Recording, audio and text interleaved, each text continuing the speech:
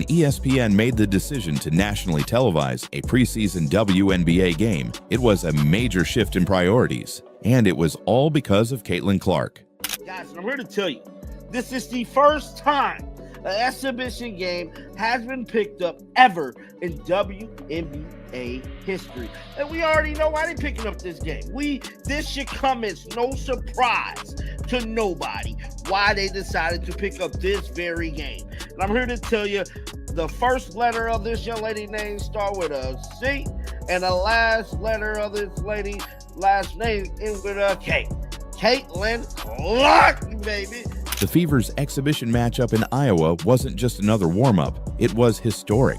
According to the New York Times, it marked the first time in WNBA history that a preseason game received national television coverage. ESPN videoed a Caitlin Clark workout.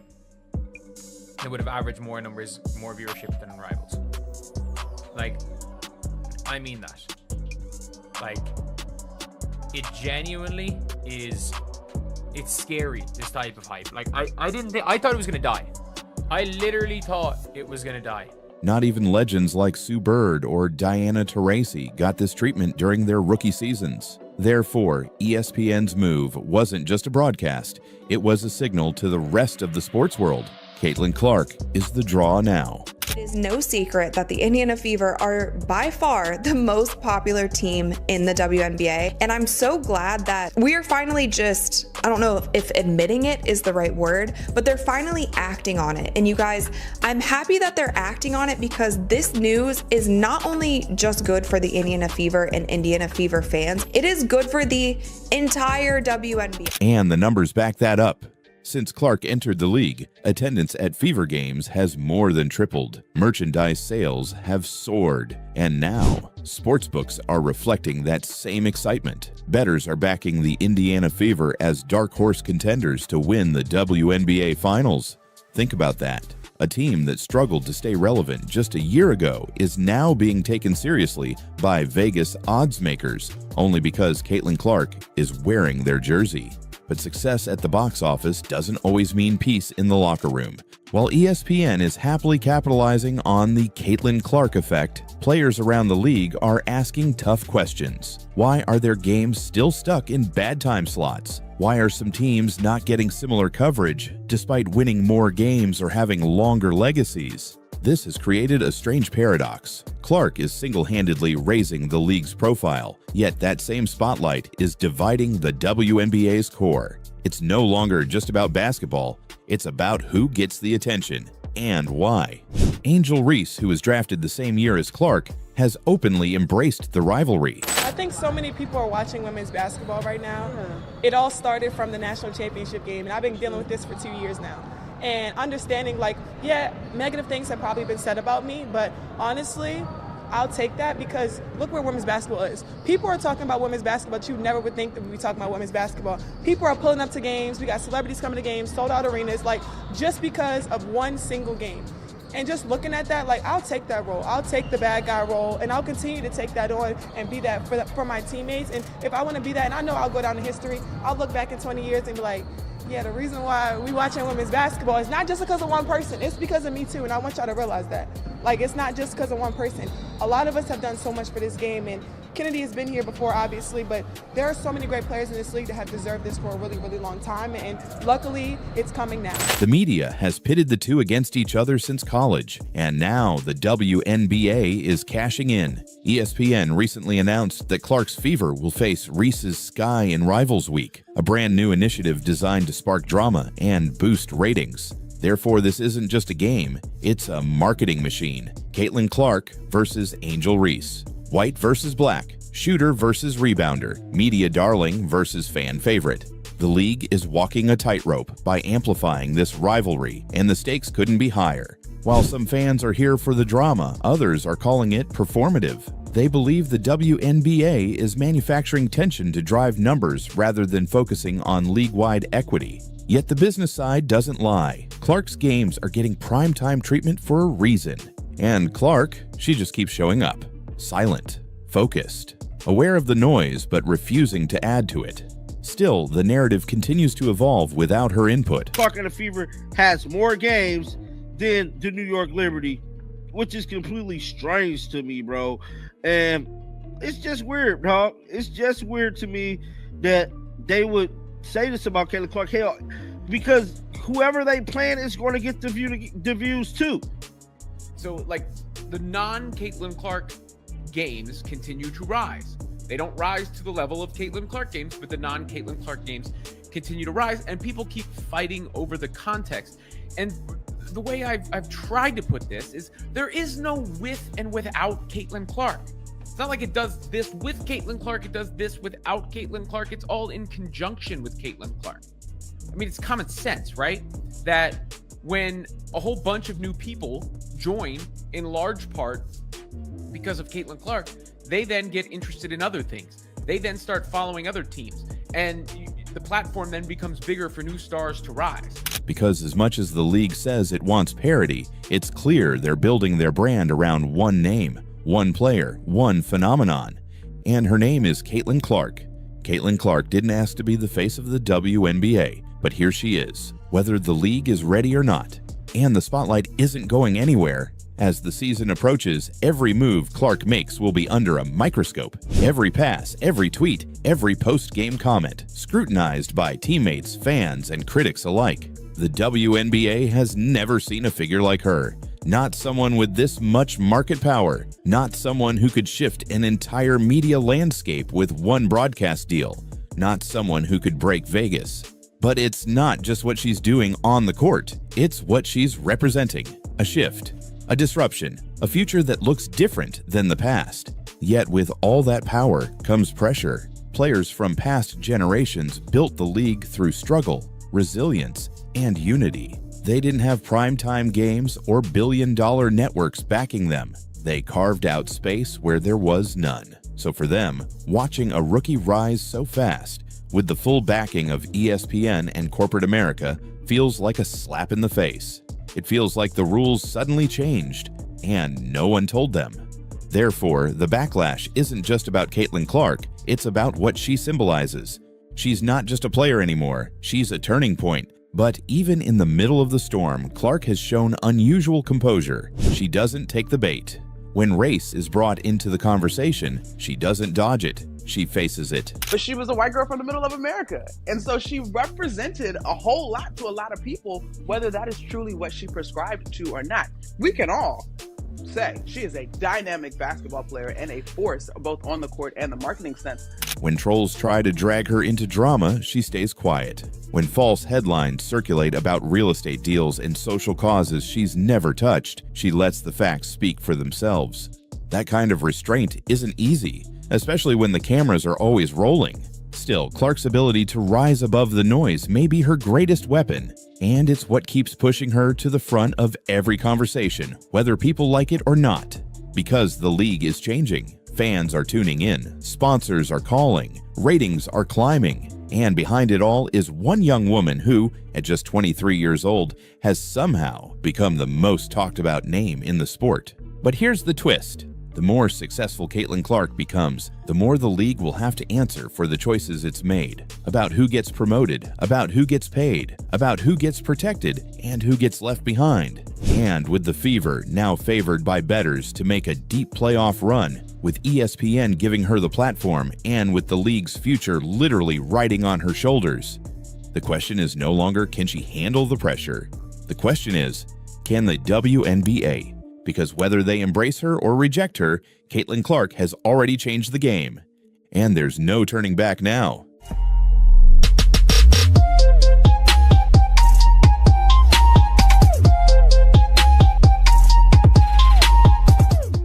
Kira K. Dixon, and today Caitlin Clark is under the umbrellas. Welcome, Caitlin. Thanks for having me. Excited to be here. Well, I heard that it's your first time at Augusta National. So what are the impressions so far? Oh gosh, I mean, like, this is a place that's on literally everyone's bucket list. Was top of my bucket list. Caitlin Clark is everywhere, but not everyone is happy about it. She's getting ESPN to break records for preseason coverage. Bettors are backing her Indiana Fever to win it all, and even her fashion choices are making headlines. But behind the spotlight, something darker is growing. Double NBA champions are speaking out. WNBA players are turning cold, and now she's being forced to defend her very identity. Why is Caitlin Clark facing backlash after changing the game?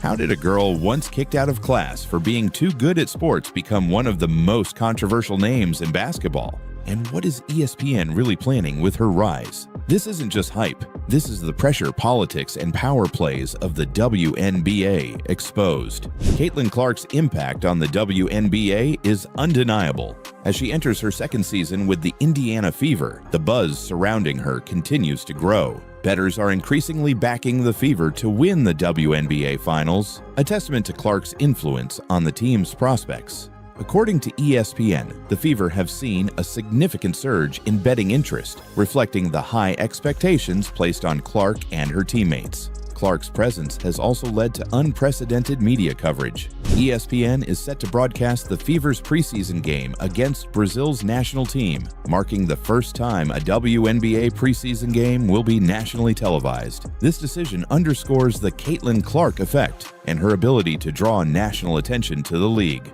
However, Clark's rapid rise has not been without controversy. Two-time NBA champion Michael Thompson recently claimed that some WNBA players harbor resentment towards Clark for 4 reasons: her race, her popularity, her style of play, and the media attention she receives. Thompson likened Clark to Stephen Curry, noting that her long-range shooting and flair have changed the game, but also drawn criticism from peers. I don't like Caitlin Clark. Caitlin Clark, I've been noticing, I've been following her career since she was a sophomore at Iowa, and I recognized how different she was, how different she played the game.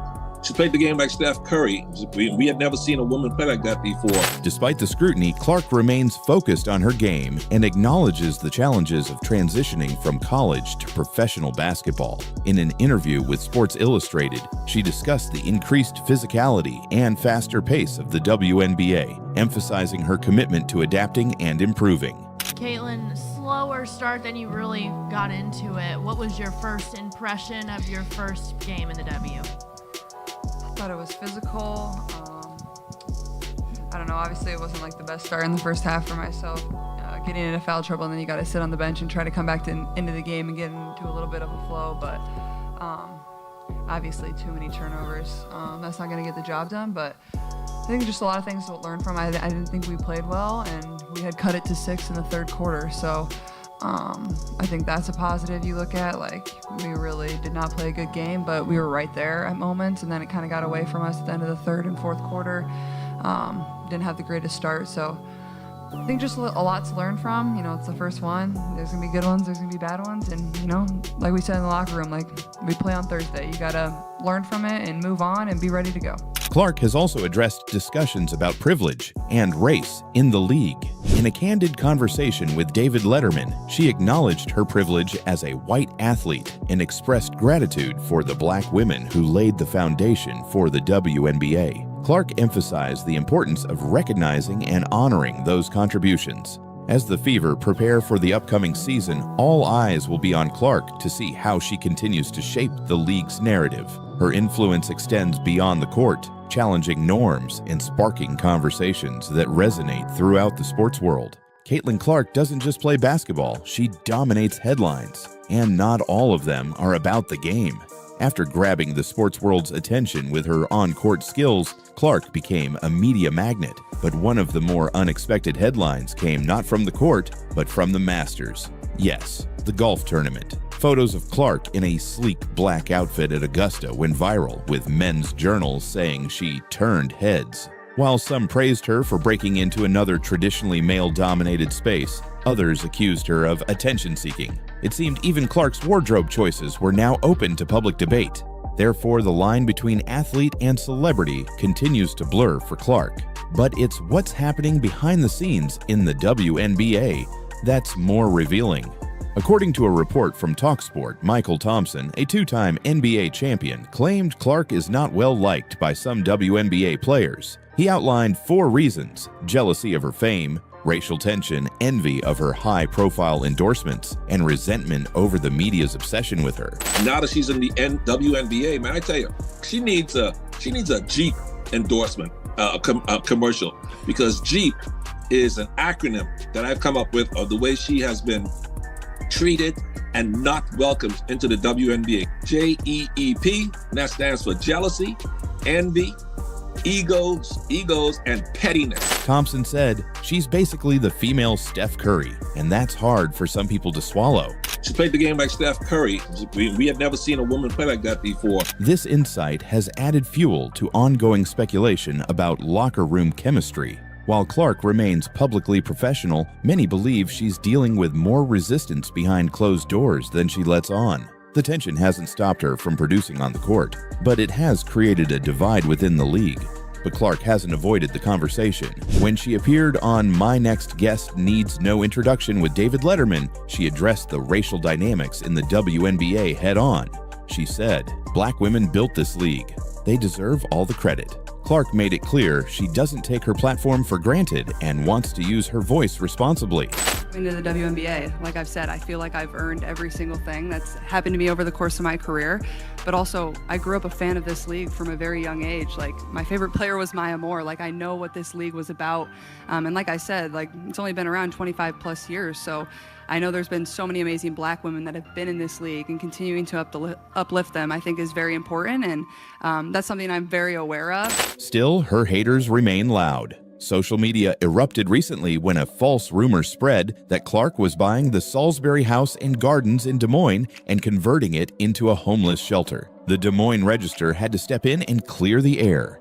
The story was completely fabricated, but this wasn't an isolated incident.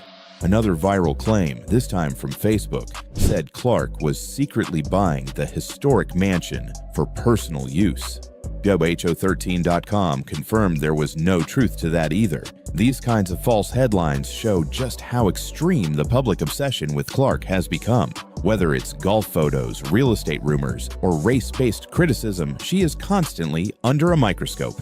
And while Caitlin Clark never seems rattled publicly, you have to wonder what this level of constant attention really feels like behind the scenes. Is she just powering through the chaos, or is it starting to wear her down? Because whether it's earned praise or unfair backlash, one thing is clear: no player in the WNBA right now generates more reaction than Caitlin Clark.